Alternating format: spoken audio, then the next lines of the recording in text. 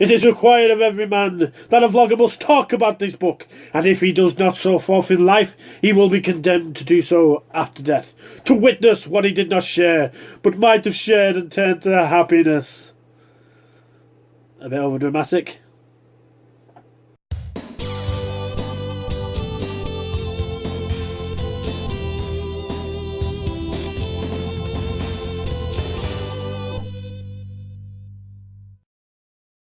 Hey, I'm Retro Ritchie, sending all my love to long ago.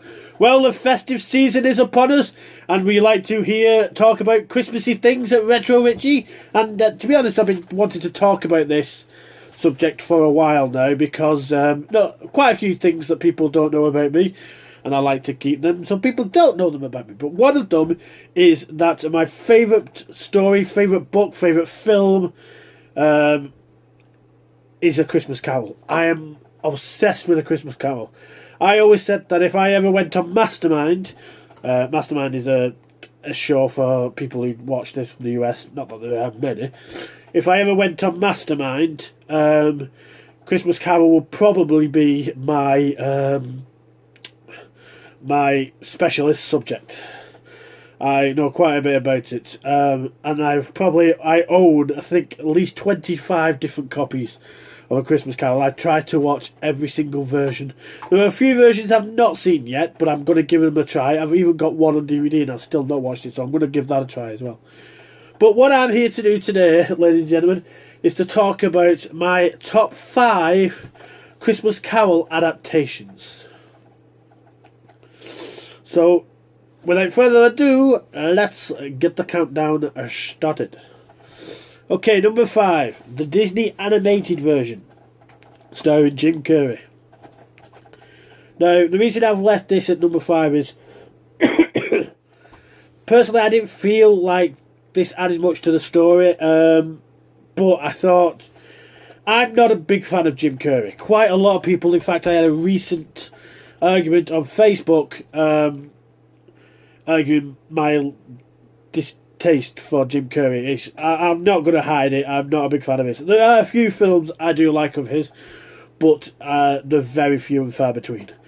However, I do think that Jim Carrey, surprisingly, pulls off a really, really decent performance in this. Now, I say this. Sorry, I have got a bit of a cold. I apologise. His Ebenezer Scrooge is very, very good. He plays the ghosts. Some of them range to be fantastic. Some of them range to not being that brilliant.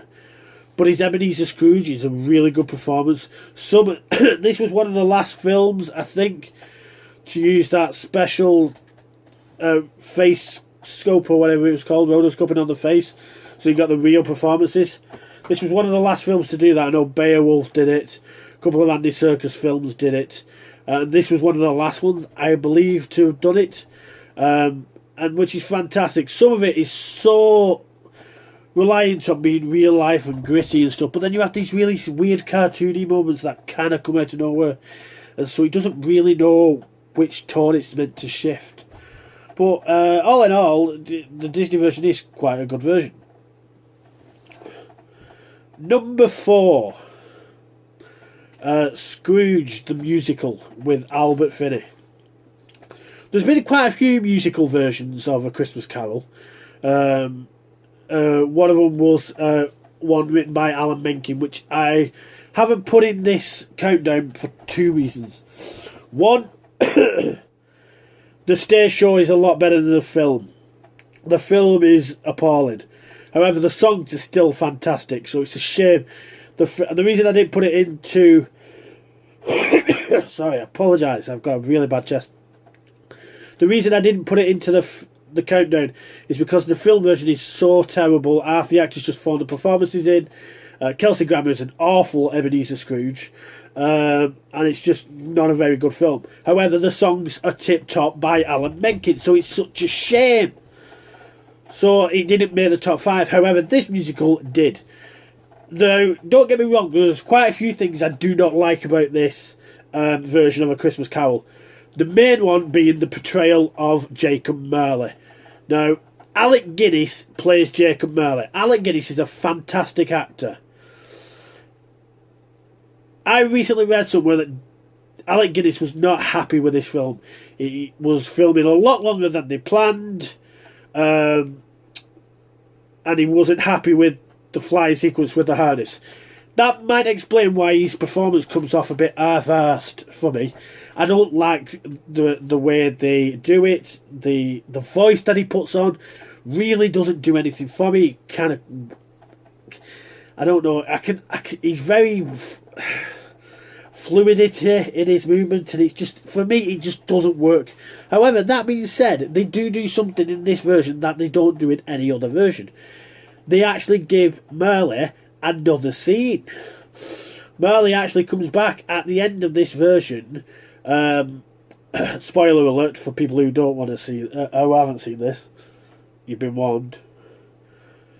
Marley comes back right at the end. The ghost of the future sends Ebenezer Scrooge to hell, and we get to see what would happen if Ebenezer died. He would have the chains around him in hell, and Marley's there. So this gives it a brand new scene with Marley that is not in the book, and you get a bit more of his character.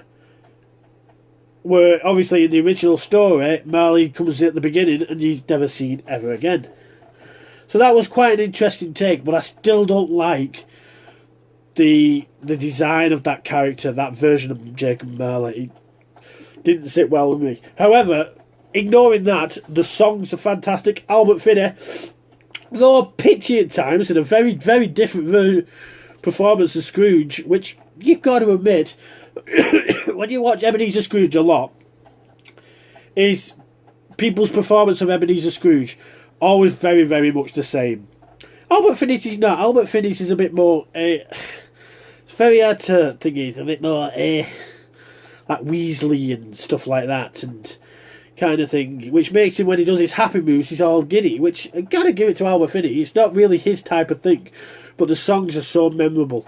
I can't tell you how many times I've walked out after watching it and got "thank you very much" stuck in my head. Thank you very much, stuck in my head. Or Christmas children peep at the Christmas windows. All the songs are fantastic and they're really catchy. I like life, life likes me. And it's a fantastic musical. If you look at it and you watch and you think, oh, them sets look familiar, that's probably because they ripped them off the Oliver Twist Oliver the musical was filmed 2 years before. And they stole the set. Well, I said stole the sets. They recycled the sets to make A Christmas Carol. That's why all the London sets look exactly the same. Number 3. Christmas Carol with Patrick Stewart. Now, if you've worked out this is number 3, you obviously know what number 2 and number 1 are. So, but bear with me. Patrick, this is fantastic. This is one of the best versions of A Christmas Carol I've ever seen. There's only one reason I didn't give it to number 2, and we'll get there in a bit. For say this was a made-for-TV movie, this just ticked all the boxes. The special effects were fantastic. The performances from the cast were amazing. Patrick Stewart does his Scrooge superbly. When there's a scene right at the end when Scrooge has been reformed, and Patrick Stewart does this laugh, and you can tell that it's not laughed in years, and that it hurt, and it's so well done. It's unbelievable. They also, this version also brings in a scene that not many other films. This film also brings in a scene that other films haven't done. This is a scene when Scrooge is with a ghost of Christmas present, and they go to a jail and they see all the prisoners in jail, and the ghost of Christmas presents. The ghost of Christmas presents is just spreading goodwill to all the prisoners, and they go to the mines and to different countries, and they show what Christmases are like around the world. And it's something that I believe is in the book, but it's never actually been shown on the film, and it's amazing. It's absolutely amazing. And it's just the sets and the atmosphere and everything about that version of A Christmas Carol is fantastic. That is definitely one I recommend on my list. Number 2. Right, like I said, you're going to have figured out which these last two are. Just one more count till the number 1, but number 2 is here. It is A Muppet's Christmas Carol. Yeah, okay, a few of you are probably going, why? I can understand it being in the top 5, but why number 2? This is the film that introduced me to this story. I know this is weird, but I hadn't seen A Christmas Carol until I watched The Muppet's Christmas Carol. After that, I was obsessed with the story of A Christmas Carol, and this is the film that did it for me. This is the film that introduced me to the characters of Ebenezer Scrooge, Jacob Marley, Fezziwig, Marley, I've said Marley, Fezziwig, the Cratchits. This is the film that got me into this story. This was a really, really good version, a really good adaptation to get children interested in the original story. And once you've seen this, it might be worth seeing some of the original classics, but this is a very good starting point. The Muppets are exactly what you expect from the Muppets. The songs are so catchy and hummable. Michael Caine does a fantastic job until he's asked to sing, but beside that, he does a really, really good job. He's a lot more of a friendly Scrooge, but with it being a family film, you can understand why, but he is a bit more of a family-friendly Scrooge.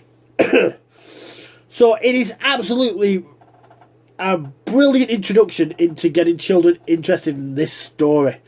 Now, I spoke about this on a Retro Ritchie before, and I spoke about a certain song that was cut out. Disney's biggest mistake!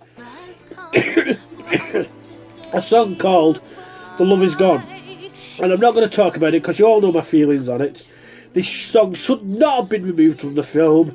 It was absolutely the biggest joke that Disney could have ever done. It's one of the best songs in the film, and the ending does not make sense because this song was removed. Sorry, I blacked out there.